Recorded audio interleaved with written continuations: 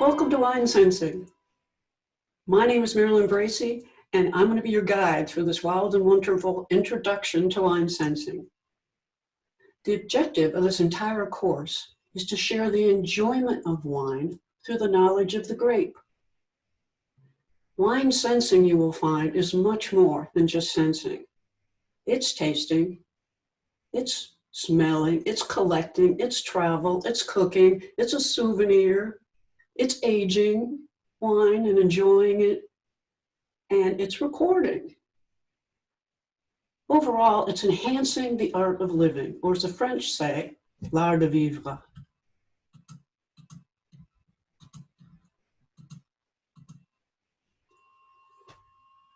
The strategy overall for the course is to learn one grape at a time. And the way that we do that is we sense one grape from 3 different regions. For example, we'll be doing the first one under Sauvignon Blanc, and we'll have a Sauvignon Blanc wine from California, France, and New Zealand. And we'll really analyze the differences between them. But when you walk out of there, you're going to know that one grape, and you're going to have a vocabulary using the wine wheel for articulating what your senses are coming up with. And you're going to have a structure for evaluating the wine based on the University of California Davis 20-point system.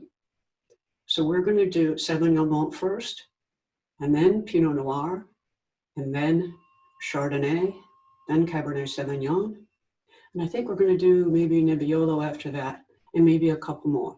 We're not quite sure yet.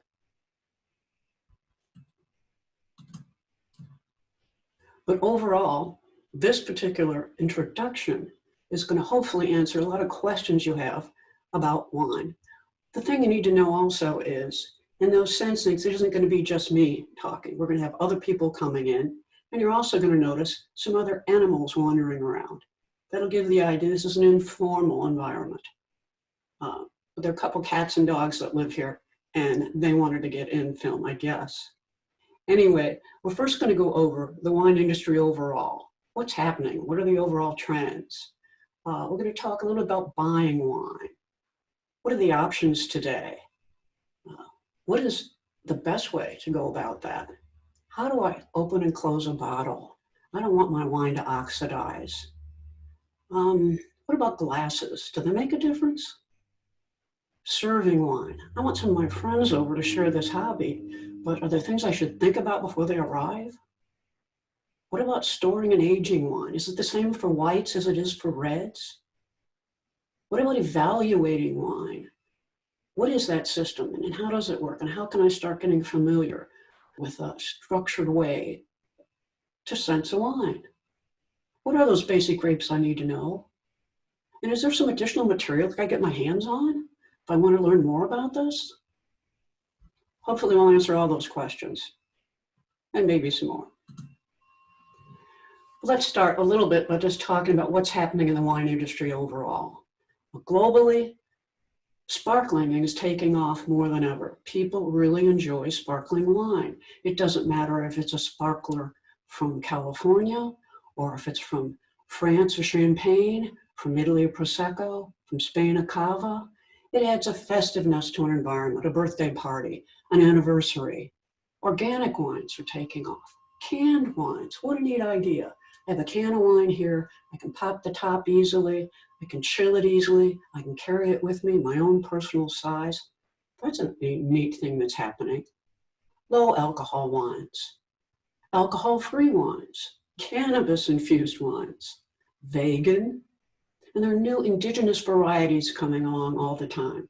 For example, Italy has about 21 wine regions, and they each have their own unique grapes. They're starting to blend those, so we're getting new wines coming on the market. Producers are starting to explore different avenues of renewable energy and sustainable packaging. What's happening in the wine regions? China is certainly growing as a consumer and producer of wine. And all of Asia, India, Australia, Japan, wine is really taking off. But I'd like to take you in now and show you some of the charts about the current production. And who is the #1 producer of wine? At about 355 billion industry, the United States is leading its France by almost twice as much. Amazing. Now what's interesting here, a few years ago when I was first getting into wine, Italy was a leading producer. So this is most interesting that we're leading up there. And what's happening with the United States in wine right now? Well, right now we're experiencing a glut of grapes. We have an oversupply of grapes. The aging baby boomers who drove the demand for many, many years, they're not buying that much. They're drinking less. The younger generation hasn't yet embraced wine as their beverage of choice. They're drinking less alcohol due to increasing messaging about health issues. They're more frugal. Also, when they go out to dinner and they look at the menu and they see the price for a craft beer or a cocktail versus a glass of wine, wine isn't very competitive. The wine industry probably needs to reposition it and utilize social messaging and access to it for things like online tastings, just to increase the familiarity with the joy of enjoying wine. There's also a shift in the United States in wine preferences. Chardonnay has always been the biggest demand in our country. And white Zinfandel. There's a shift from that to more red blends, Prosecco, Rosé, Merlot, and Cabernet Sauvignon. What I'm thrilled about is the shift to half bottles and liters. One, they're better price points. If you're going out to dinner and you have an opportunity to have half bottle, you might want to share a half bottle of white at the beginning of the meal, red later in the meal, or you see two reds you're very interested in, share two half bottles of that. It just gives such a great opportunity. If the only one in the house that wants a red, fine, you've got a half bottle of it. But I want to share with you also right now the demand perspective on wine in the United States. And with respect to importing, Italy's #1, and it's still increasing. So I can understand that. Italy is loaded with so many medium-bodied reds that are so delightful and are very drinkable right off the shelf. They've also got some lovely whites. If I said whites, I meant reds. Medium-bodied reds that are great right off the shelf. And whites, Vermentino, Arnase, not just Pinot Grigio. Australia, I'm a little surprised to see that tipping down. I thought we still had more to learn about not just their huge, big Shiraz wines, but they have so many interesting whites. New Zealand, no surprise that's increasing. Our Sauvignon Blanc has put New Zealand on the map for global wine production. France, I think we're learning more about different wine regions and exploring more about like Rhone and Loire Valley. Argentina, I'm a little surprised to see that tipping down. I think the Malbecs are so nice, those big red, big Malbecs, and they are so reasonably priced. Chile, reasonably priced wines. Spain, I'm a little surprised to see that tip down. I think we still got a lot to learn about regions like Priorat. Make some great reds.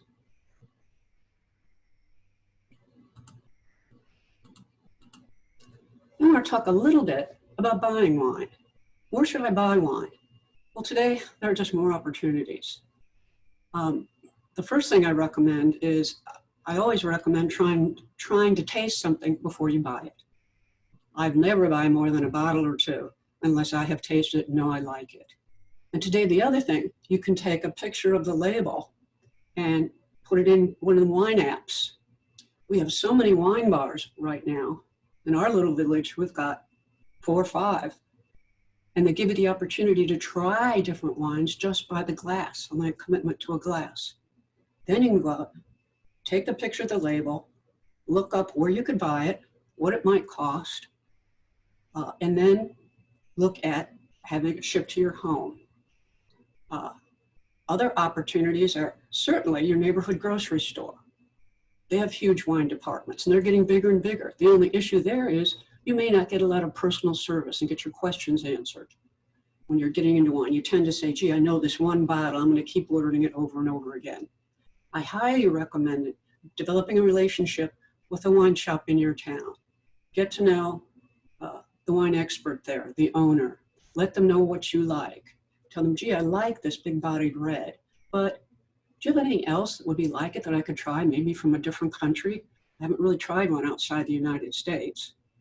Then they will keep letting you know when they get new wines in that are up your alley. If they're having a wine tasting, that's going to be the wines you like.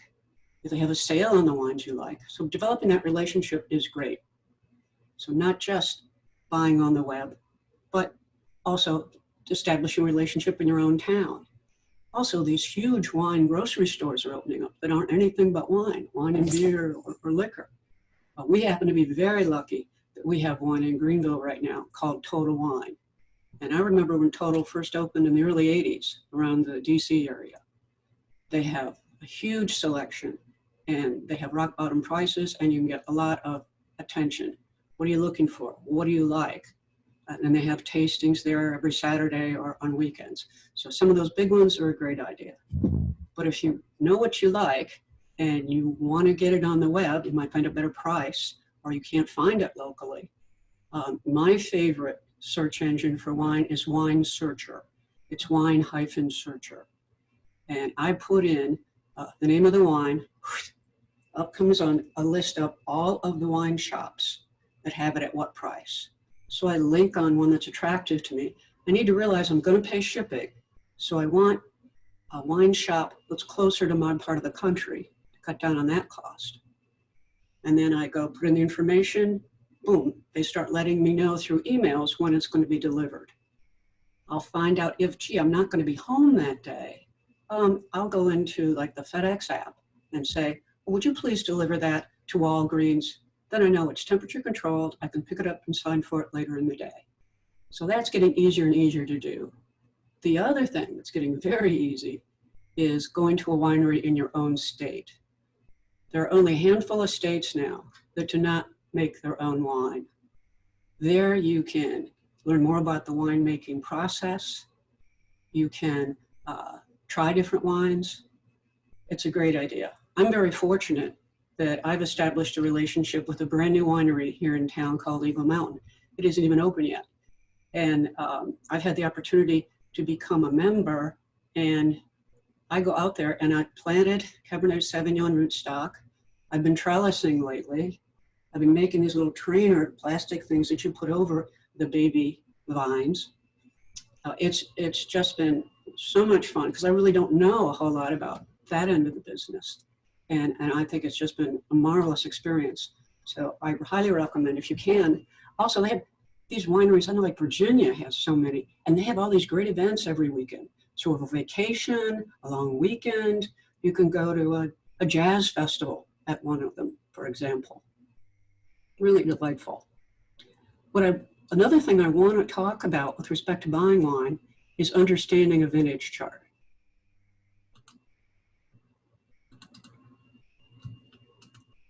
I'm going to zoom in on this one. Okay.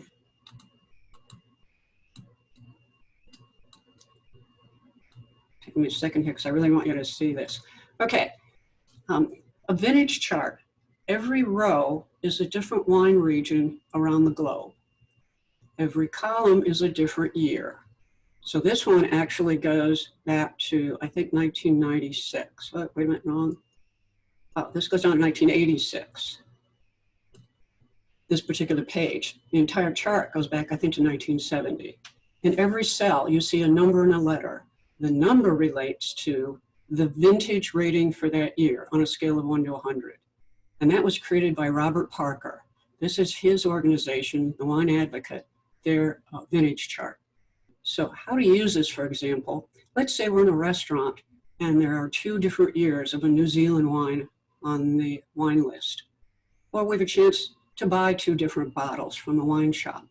And one is 2006 and one is 2016. So 2006 says 90R. 90 says outstanding category. R says ready to drink. Okay, that means it's ready right now.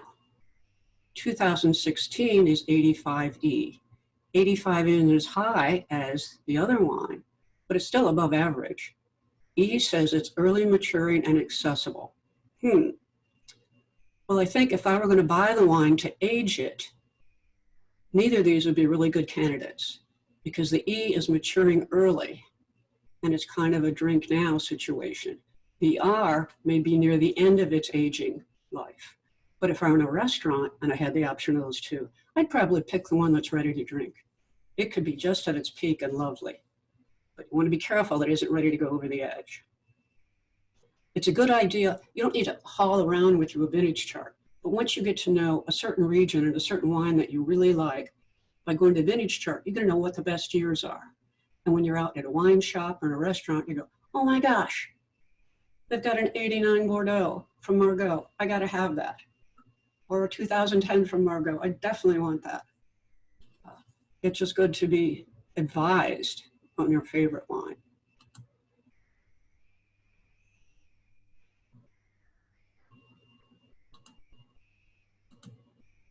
Opening a bottle. Well, there's a little gizmo that you may or may not be familiar with called a foil cutter. And what it does is you need to remove first, before you remove the cork, you want to remove the foil cap that's on the bottle. Foil was originally put on bottles to keep the rats from chewing the corks in the wineries. You take this, you see little blades on the inside, run it around, push in, and it'll pop right off.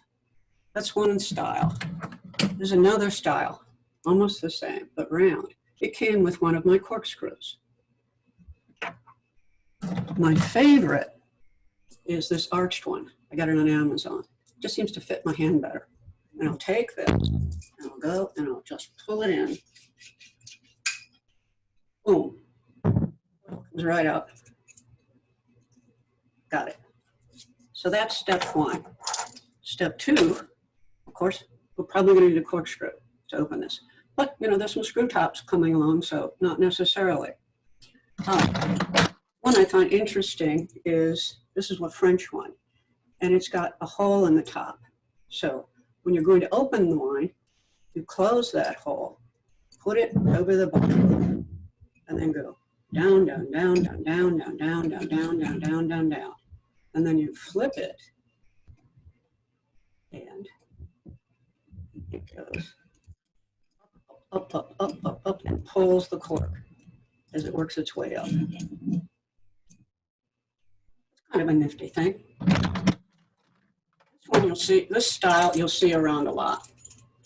It's a little similar, but you take the top and you turn it, turn it, turn it, and these sides go up, and then you go, and the cork comes up.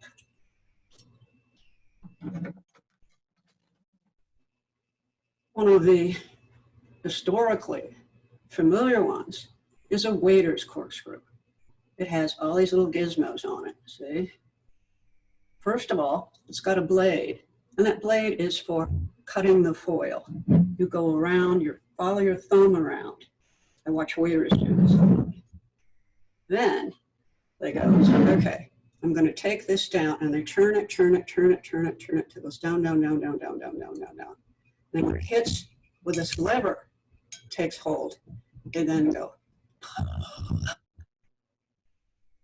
comes out. Sometimes it usually bends the cork. If it bends the cork, it's possible once in a while that cork could break.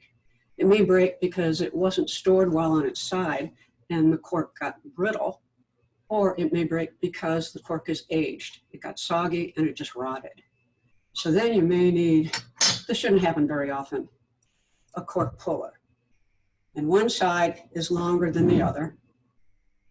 This fits in between the cork and the glass, and you go down, down, down. Then put the other one in, and then you start rocking your wrist left to right, so it goes all the way down. Then you start pulling that out. Just turn it slightly, because you don't want the cork to go in the bottle. That's the whole point. But if it does, all isn't lost. You can just put it over a liter and a paper towel to catch any cork that got in the bottle. So don't worry if that happens. That's probably bound to. One other thing to think about is when you're going on an airplane, please check your corkscrew with your luggage. If you try to take it in your pocket or in your purse, it will probably be confiscated. If it's confiscated, you may find that you need a front desk where you're staying and ask for a corkscrew. If you do, they're probably going to send up something like this. You're going to go, what am I supposed to do with that? Well, it's not real complex. It's just the case. And the case goes to become the handle. Then you take it, like anyone, go down, down, down, down, down, down, down. It gets harder and harder. And then when you get down, you just go, ah.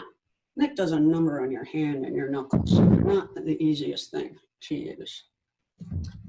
Another one I like to buy batteries is battery powered. It's got a little button on the top, up, down. And you just go like this, and up, zzz, comes out. Works pretty well. State of the art. Wouldn't it be nice not to have to open the bottle at all? So now on the market, there's something called a Coravin, C-O-R-A-V-I-N. And this is really pretty cool. See how it clamps on the bottle? A needle goes down through the cork, so it doesn't take the cork out of the bottle. So it's less chance of it oxidizing. The other reason there's less chance, this is a nitrogen charger. When I pour this wine, it's just going to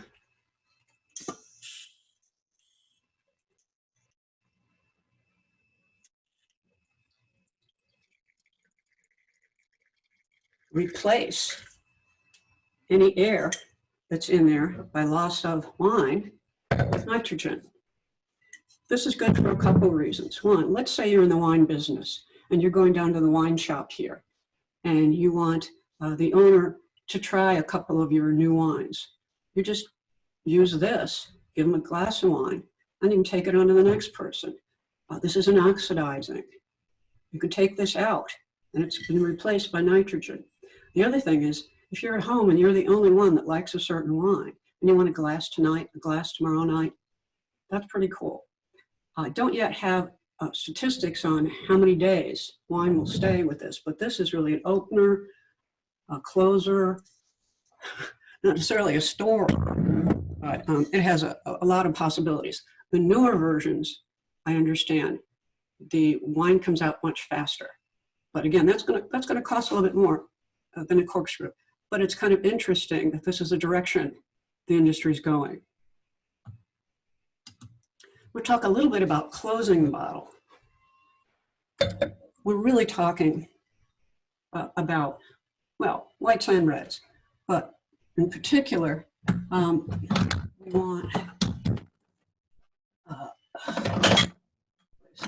and again, with respect to whites, when I'm drinking a white, I've had a couple glasses, I just have removed the cork, put this in it, and I open this up, and that rubber just widens right up.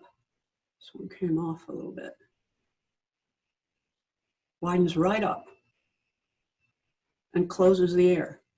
But I also store it in the refrigerator on its side, with the wine flowing down toward the stopper. That works really well for a white.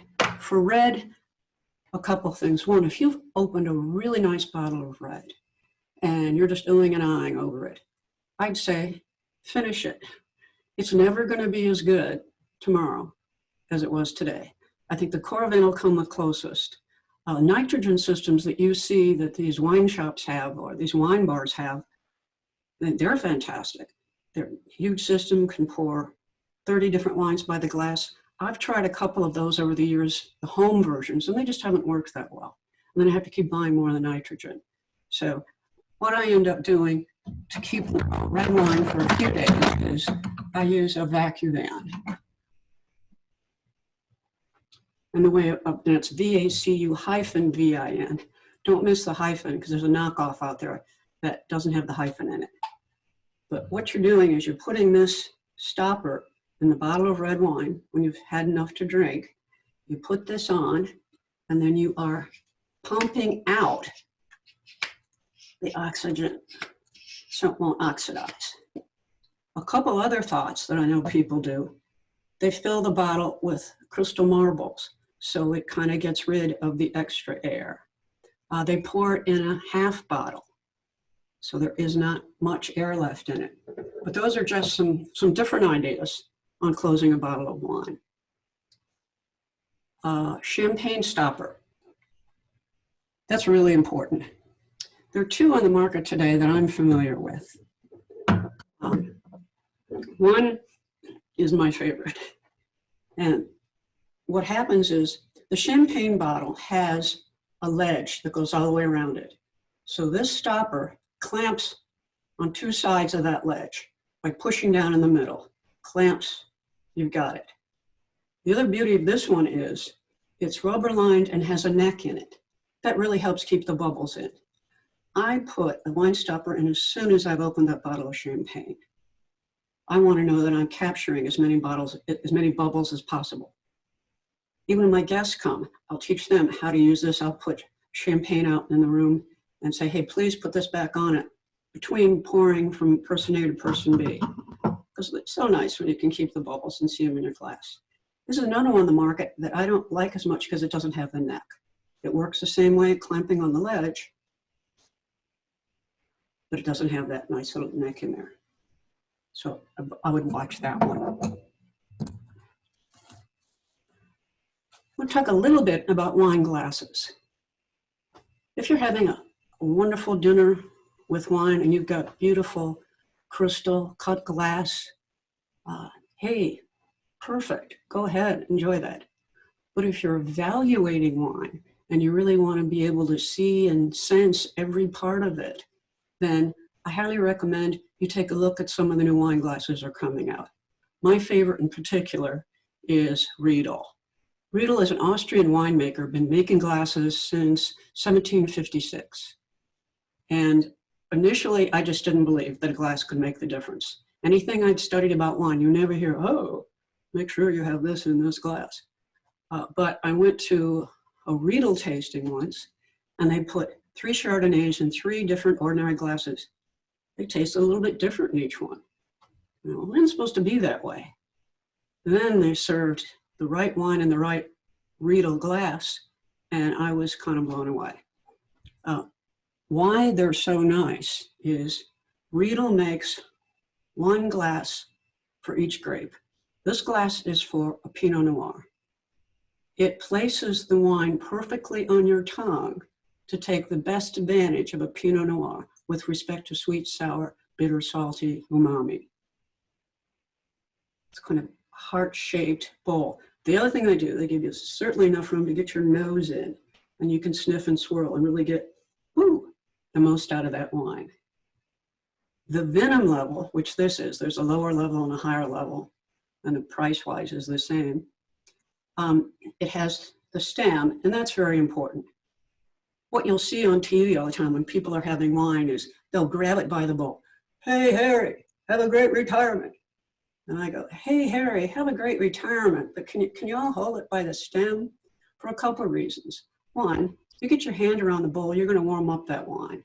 2, you're going to block the ability to really look at its clarity, its color, and how it moves in the glass. So you'd like a glass with a stem. These will say Riedel on the bottom. Some of the nicest restaurants in the United States today serve their wines with Riedel glasses. This I said was a Sauvignon Blanc. Excuse me, this is a Pinot Noir. This is a Sauvignon Blanc in my other hand. Very different.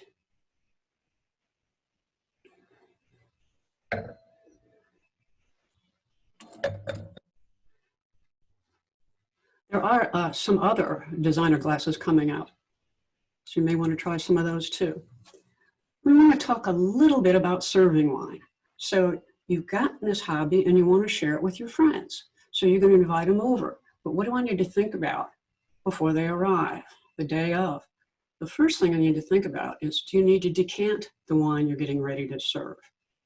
And decanting is the process of opening up that wine. You decant for 2 reasons. You want to open it up, and you want to also remove any sediment that's in the bottle. Some winemakers do not filter as much as others. So there could be wine sediment, there could be some cork sediment that got in there somehow or other. So those are a couple of reasons you want to do it. But when you need to do it, well, not that often. If you are getting ready to serve a very young, very tannic wine, or an old wine that has been stored in the cellar for some time and closed in that bottle, that's a good time to think about decanting it, to open it up so everybody will enjoy it more. Oh, to do that, you probably need, you can do it a bunch of different ways. One way is just merely take the bottle of wine and pour it slowly into another container. That opens it up. I like to add a decanting device. This is a screen that goes into the hole there. It goes right over my decanting bottle. And then I pour the wine slowly in there. And then when I'm done, I pour it back the other way, back in the bottle. I like to serve my wines in the bottle that they came in, so people can see what the label looks like. The other thing I do is I like to get a little 3x5 card and put it right in front of that wine bottle, just to show people a few more details about the wine. Maybe the price, but maybe more about the region, or a little about the grapes that are in it, or maybe some notes on sensing it, what it's supposed to be like in the nose, just to get people starting to think about that if they're not familiar with it. One of the key things to do when you're inviting people over is the old issue of keeping track of your glass. Hey, John, is that my red? Anybody see my glass? Have you ever had that happen? You probably have. There are a couple solutions to that. One is you can get some of these little things that just wrap around the stem of the glass, and they're different colors. So Tom, tonight you're going to be green, okay? There are charms you can get that do the same thing. What I've been doing lately is I went out and bought a pad of stickers, and I open them up and I say, could you find an animal or an icon here that means something to you and put it on the bottom of your glass for tonight? Remember that? That just makes it a lot more relaxing for people not to have to worry about searching or hanging onto their glass all night. Well, they'll find it. They'll remember what it was. One of the other things I do, I put all the wine on a wine counter, a table, and I put a white tablecloth on that. The tablecloth really allows people to see the color of the wine. So that's really important if they're going to be evaluating the wine. The other thing I do is I'll put each bottle in a wine coaster. There are all kinds out now. They're just kind of nice touch. They come in pewter, brass, silver, straw, cork, anything you want. They're kind of nice. The other thing that happened to me once, I had the opportunity with a wine group to taste in the French embassy in DC. And I couldn't understand why everybody else was able to hold their wine, hold their food, shake hands, put more food on their plate. I only had two hands. I could not figure out what was going on. What's wrong with me? Well, it turns out they each had one of these on their plate. It's a clip, it just clamps on the plate and it holds your wine glass. So they're nice stocking stuffers too. But what I do not recommend these if you've got a flimsy plate or your wine glass is very heavy. But otherwise, they can make it a more comfortable evening for everybody. A couple other things in serving. For myself, if we're having white wine and I just find it got too warm because I'd had it open for a while out of the refrigerator, I got from Brookstone this sterling silver spoon that's kept in the freezer. And then when I want to, I bring it out, put it in my glass of red or white. My red got too warm, my white got too warm, swirl it around, get it the temperature I like. I'm a happy camper. So that's a nice little deal I like. When you're serving red wine on that white tablecloth, it's nice to have a wine collar. There's some really pretty ones out now. And it just goes right over the top of the bottle to keep it from dripping down on your white tablecloth. Other things you may want is, there are a couple items you can get that pour red wine and diffuse it right from the bottle. You're kind of instantaneously semi-decanting it. This one is nice. It's metered, which means it will pour exactly. You can get 2 ounces, 4 ounces, or 6 ounces. They're made for one of those pourings. That's a really good idea. If you've got one bottle that's very special and you want everybody to try it, so you have to make sure that it measures out enough for all your guests. Another thing to think about is a spittoon. Not everybody likes the same wines you do. And you want to make it easy for somebody to say, hey, not quite crazy about that one. I'd like to go on to the next. Chilling wines. There are so many huge wine buckets now you can get, all different types. But if you're serving more than 2 or 3 white wines, you probably want to get them in one of those. Easy to serve. And put those stoppers on. People can just pop it off and pour it. But when you're icing it, fill it up about half to 2/3 with ice. Then fill it about halfway with water. Ice water is colder than ice, and that'll chill that faster. The other thing I do when people are arriving, I have a reception sparkling. And it doesn't have to be an expensive champagne. There are so many interesting sparklings around the world today. And that's a nice reception wine for people to have. And I put it on a pedestal wine bucket with that stopper that saves the bubbles and let people pour their own when I'm helping greet guests at the door and setting up the wine and food. Those are just a couple ideas. The other thing we find is when we're getting into this hobby, other people are getting into it and they want to score the wine. So we'll take a simple form like the UC Davis and we'll put a little bit of information about the wines we're serving and give them an area to fill in their own description of what they're sensing in the nose, what they're sensing in the glass, what they're sensing in the mouth. And to make it easier, we've also put them on clipboards, put a piece of yarn on it so they can put it over their shoulder so they don't have to worry about how many hands do I have. I see I had one more thing I wanted to share. And this is one of those pourers you can get that isn't metered, but it helps diffuse a red wine. Even on a weekday, if you want to do that. Those are nice.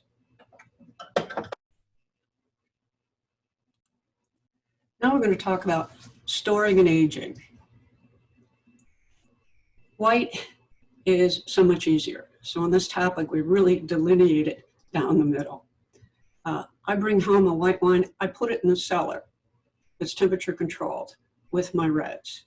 Then the day or two before I think I might want to have it for dinner or whatever, I bring it up, put it in the refrigerator. Then I know it's a fine temperature for my liking.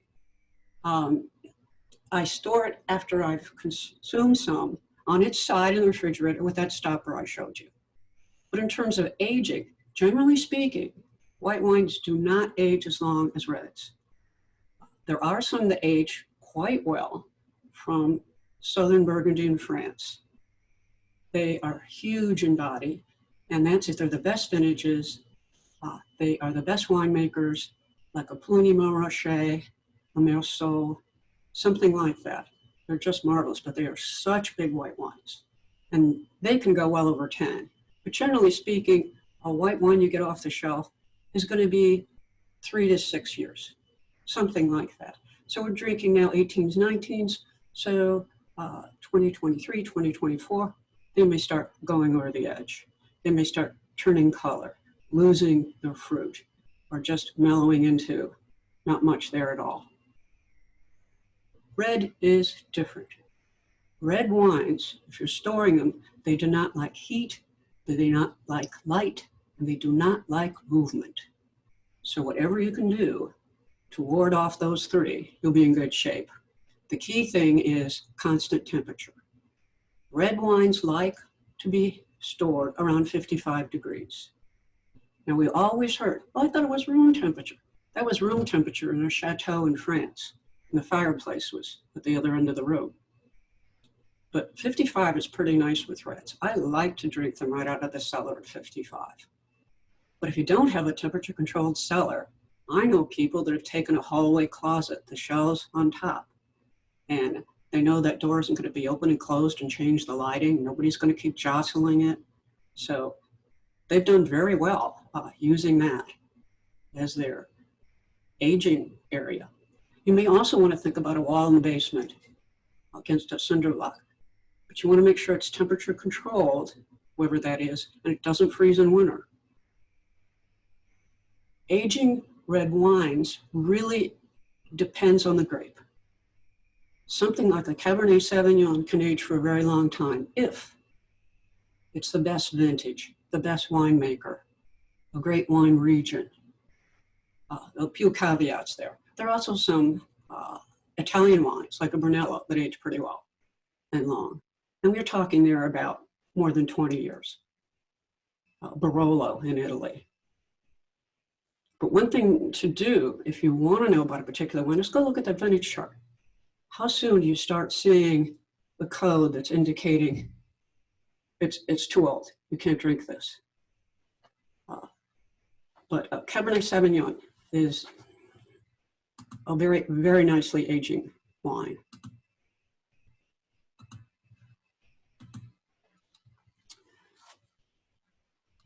Now I want to talk a bit about evaluating and sensing. The University of California 20-point system has 4 points for clarity and color. So this is sight. What are you seeing? Is that clear? What color is that? 4 points for aroma bouquet. Aroma is from the grape itself. Bouquet is something the winemaker added to it.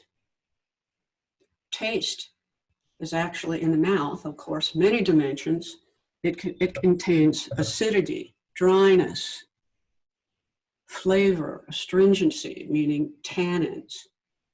So that's, you get 8 for how it is in the mouth. And there's feel in the mouth too. How big did that feel in my mouth? Does it have body? And then there's an overall rating of like 2 points. So you got 2 for feel, body, 2 for overall. So I want to show you that chart for a minute.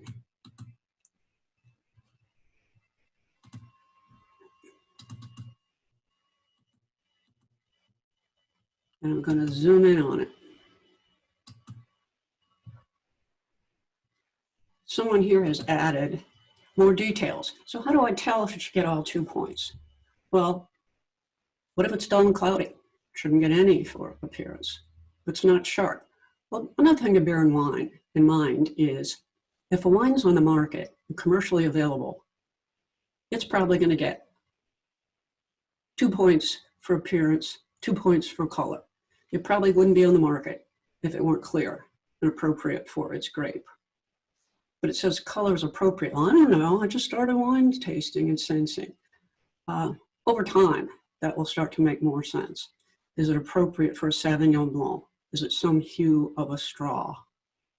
And then aroma. Gee, it's perfect. It's a varietal smell, on and on and on. I'm going to take it down to the bottom, and you'll see great classic 19 to 20. Well, that means it's like one of the best wines in the world. But this system is kind of skewed toward the high end. If it's commercially available, it's probably going to get somewhere between 16 and 20.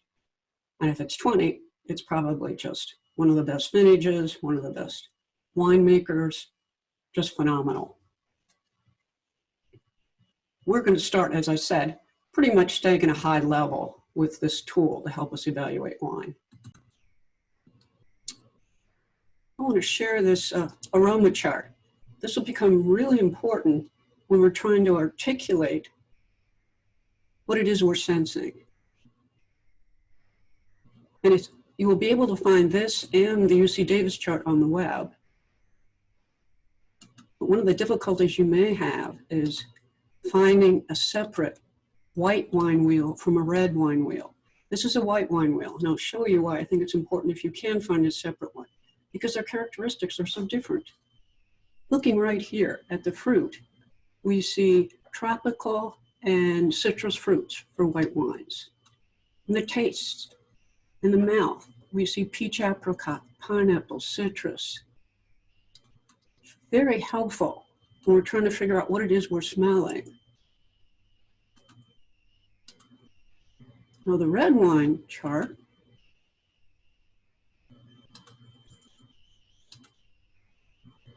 we're seeing cherry, strawberry, blackberry, very different aromas. And the flavors, black pepper, bell pepper, berry jam. That's why I think if you can, try to find separate ones. I contacted Behringer, and they don't happen to make these anymore. Bummer.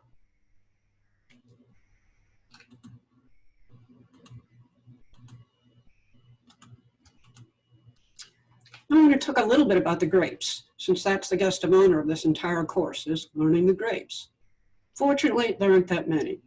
Even though there are 10,000 around the world, there aren't that many that are made into wine, and there certainly aren't that many that make great wines. We're going to be focusing on the Vinus vinifera. That's the name for those that we've taken from Europe and are creating now wines from the United States. The whites would be Chardonnay and Sauvignon Blanc. The reds would be Cabernet Sauvignon, Pinot Noir, and Merlot. But you probably also had Pinot Grigio or a Riesling from Europe. You may have also had an Albarino, Vermentino, or Arnese, the last two from Italy. And with the red, you probably have had a Sangiovese, because that's the grape in a Chianti. How about a Malbec from Argentina, or Zinfandel from the United States, Grenache from Spain or France, a Syrah from France or the United States. I want to take in and show you a little bit about the wine regions.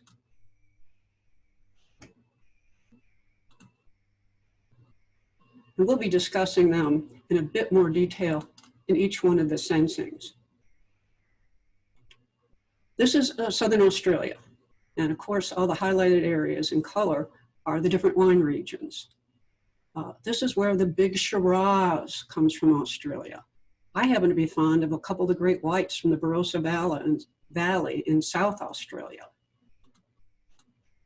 Here is New Zealand, that has recently been put on the wine map, particularly Marlborough, that makes those great Sauvignon Blancs.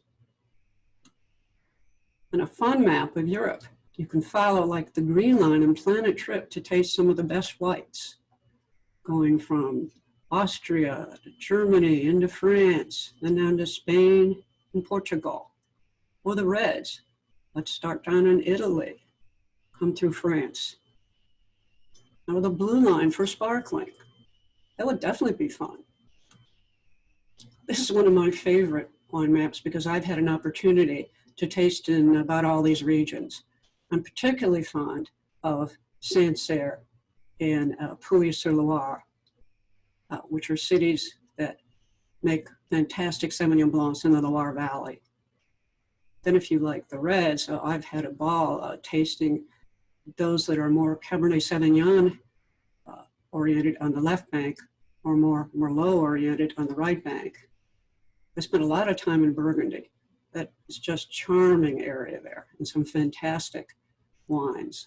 The reds are 100% Pinot Noir. The whites are 100% Chardonnay. Chablis, 100% Chardonnay. Alsace, they take the German grape and make it very dry. And last year, I had an opportunity to get down into Savoie and try an Apremont wine made from the grape Jacquère. Or we could go down to South America and check out Mendoza that makes some great Malbecs. Or over to Chile, some great whites reasonably priced. And I really enjoyed this map because the water is in English, but some of the states are in French. But it's trying to make the point that there are very few states in the country right now that do not have wineries, right up in this little pocket here. So for a weekend trip, a vacation, well, I know Virginia has so many wineries, and they'll have jazz festivals on the weekend. Really a lot of fun.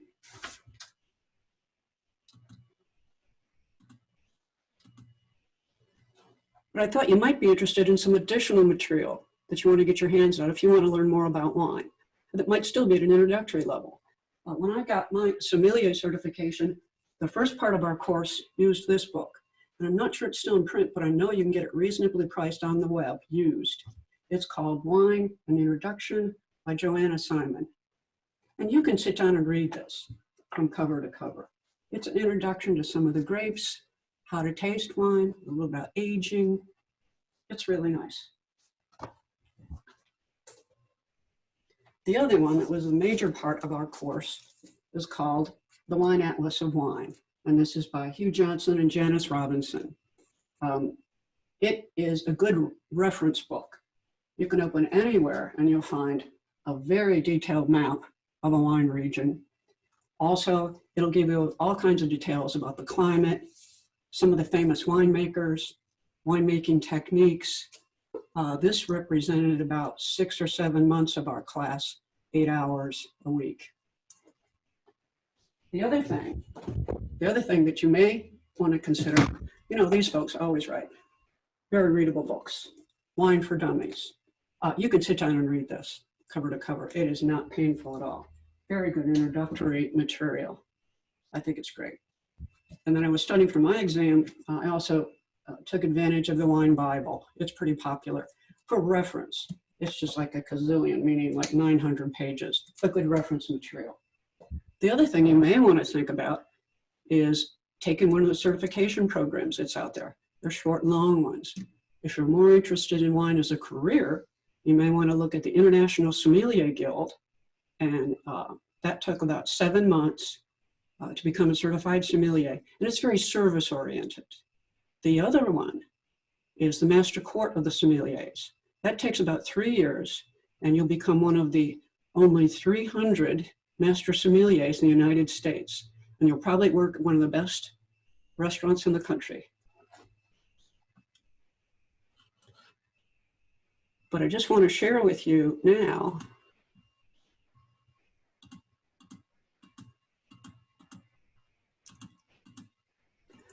a little information about the first sensing. We're very excited about this. And I hope I made it clear that you're not going to have to listen to me for the rest of this course.